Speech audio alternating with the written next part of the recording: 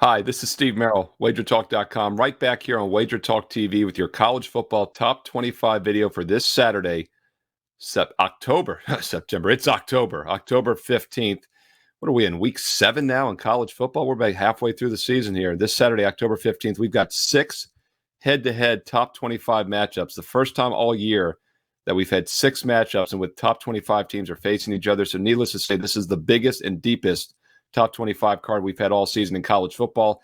I'm going to give you free previews for all 6 of those games with my personal private power ratings. I'll let you know where the line value is, also matchup analysis, and where I see value, I'll let you know as well which way I lean in these big games. All that coming up free for you right here on Wager Talk TV. Quick reminder, hit subscribe if you haven't already done so. Make sure you hit that bell for instant alerts when this video goes live every Friday night, and also when my NFL Fade the Public video goes live this Saturday afternoon. Hit that bell for an instant alert. Thumbs up and subscribe, and also comment below. I love the comments. I read everyone and I reply back. Let me know your thoughts on these top 25 matchups this weekend. By the way, red hot in football, to say the least. College and pro football just smoking them. Baseball's been fantastic all year as well. If you'd like to get the rest of the year, every college, every pro football play, and the rest of the MLB playoffs and World Series, you can do so right now for an extreme discount, $3.99 for the rest of 2022. That's the next 2.5 months. Football and baseball combined for just $3.99. Fantastic deal, but you have to have promo code FBM 2022. That's Football Merril 2022. FBM 2022. FBM 2022 gets you the rest of the year, football and baseball, for just $3.99. Steve Merril, WagerTalk.com. All right, let's get right into it. Let's look at the first of 6 top 25 head-to-head matchups this week in college football, and it's a good one. At noon Eastern, we get right out of the gate in the Big Ten at noon Eastern on Fox with Michigan, number 5 Michigan, hosting number 10 Penn State. And the line values with Michigan, as it's been most of the season. Look, those of you who've been following my videos the last few weeks know I'm very bullish on Michigan. I think they're a definite national title contender. Currently get them around 14-1 in the future odds, and I do think they're worth a little bit of a flyer there at 14-1, as they will make that 14 playoff. And keep in mind, Michigan fell out of the rankings this past week. They were number 4 last week in the AP. Clemson was 5. Clemson has now leapfrogged them to number 4. They now are number 5 in the AP. Michigan does remain number 4 in the coaches poll. Clemson remains number 5. But nonetheless, this is a big game for Michigan. And I do think there's some line value with the Wolverines. Current market line on Friday is -7. Michigan -7, -7, -115 in some spots. So if you're going to play Michigan, you probably want to grab the -7 now, as it looks like it might hit that key number of 7.5 by this weekend. If you'd like Penn State, I would hold off and wait until you get a 7.5. I do not like Penn State, though. I like Michigan in this game. Obviously, the line value favors them at -13.5 in my power ratings. And I also think the one matchup that could be the difference in this game is passing attack.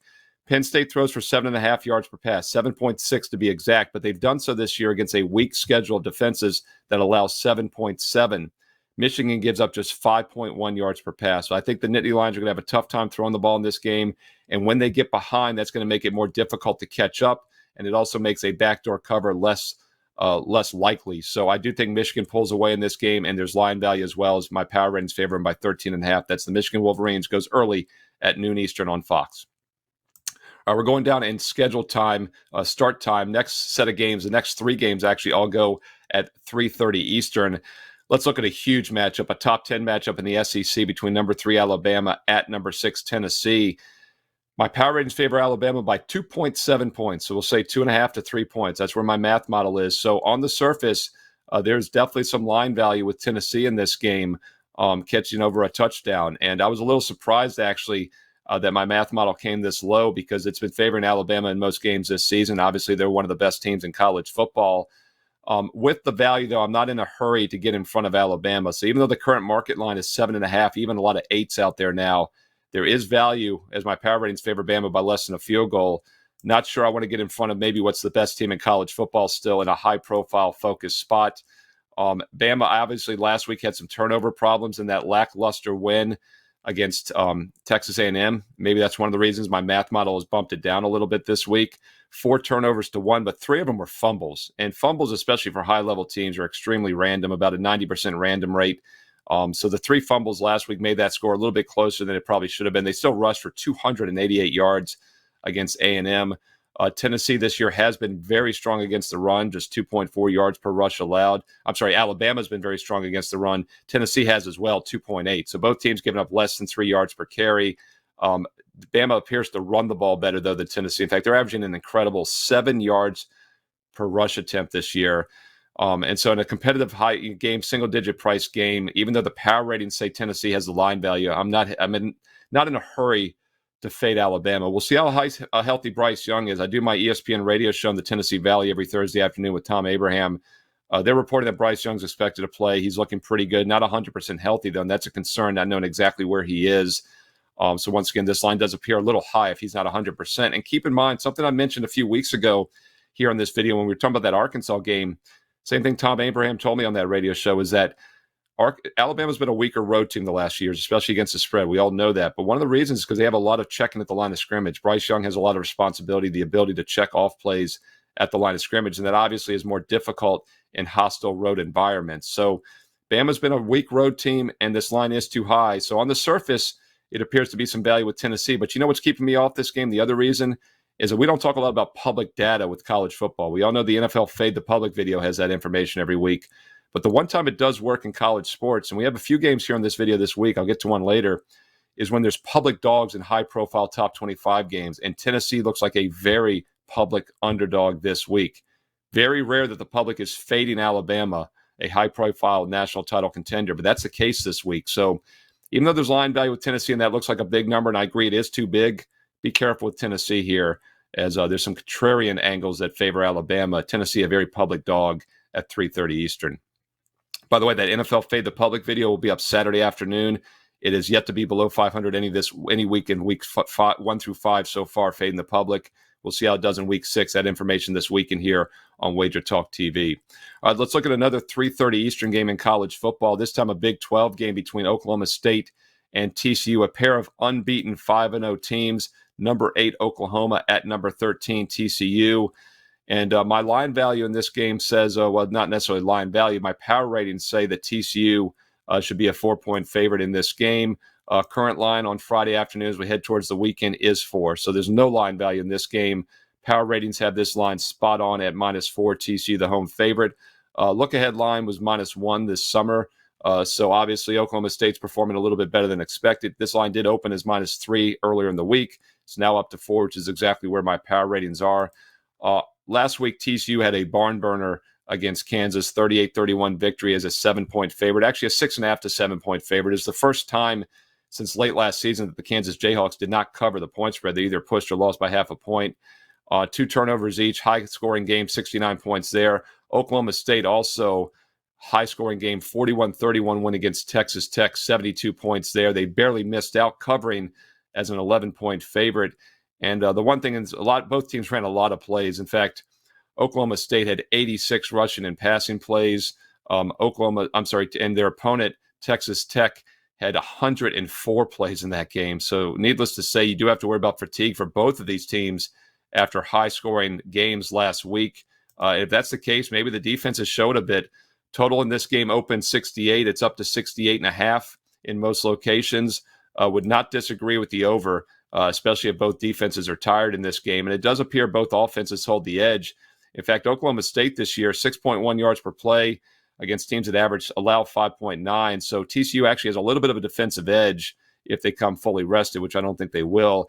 But Oklahoma State is a below-average defense. They faced some really weak offensive teams this year. They give up 5.4 yards per play against teams that average just 5.2.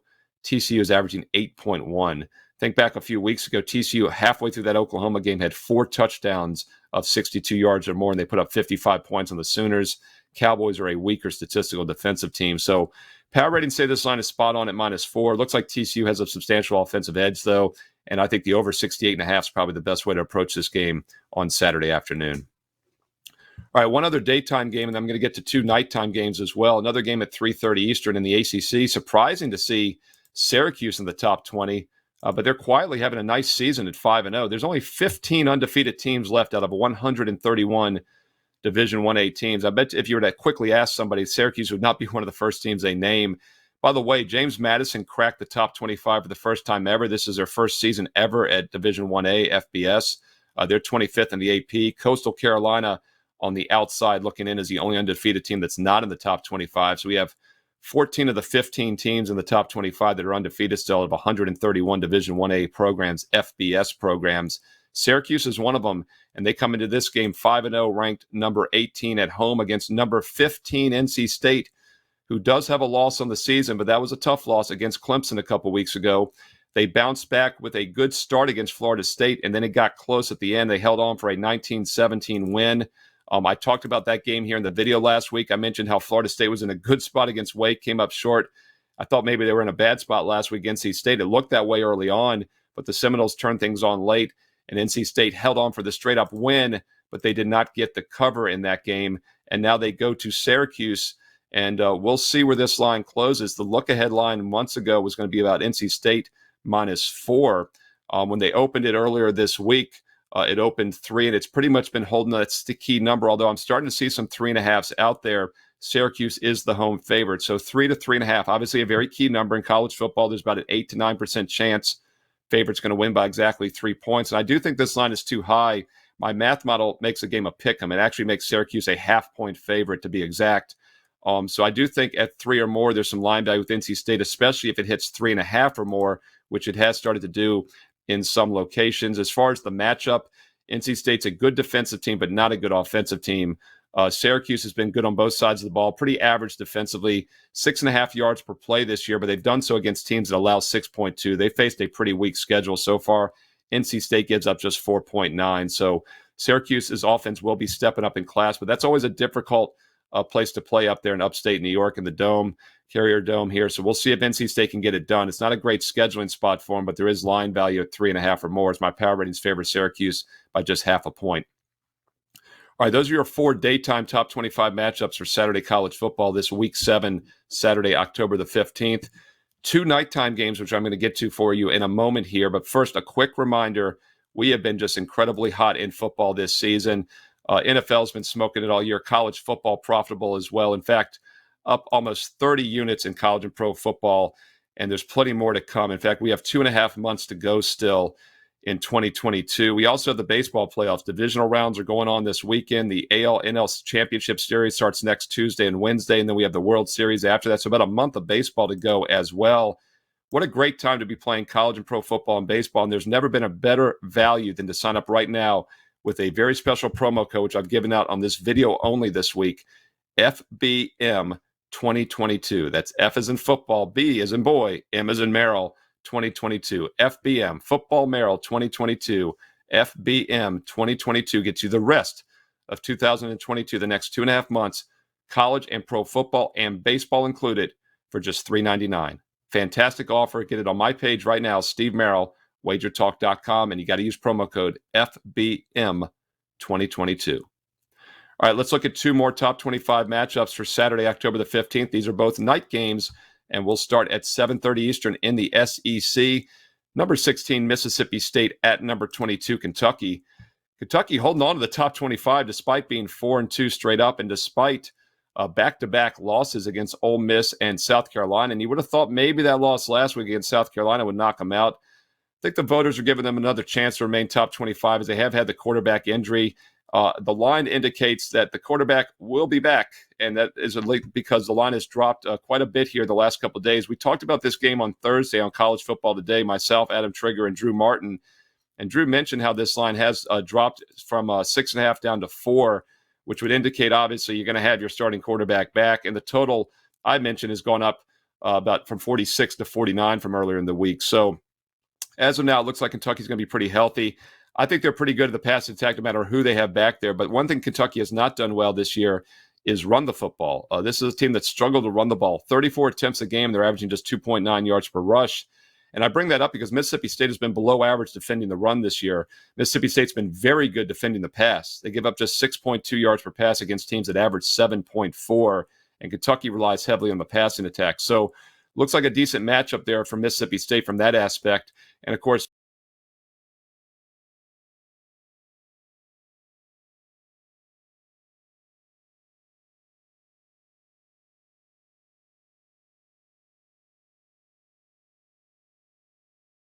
Eric Leach throws the ball all the time with Mississippi State. They actually run the ball 25 times a game, but they don't do it too efficiently.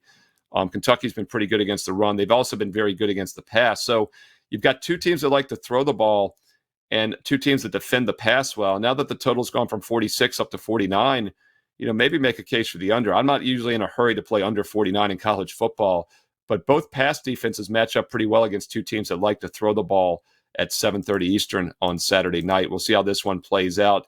As far as my power ratings go in this game, once again, Mississippi State's gone from 6.5 down to 4.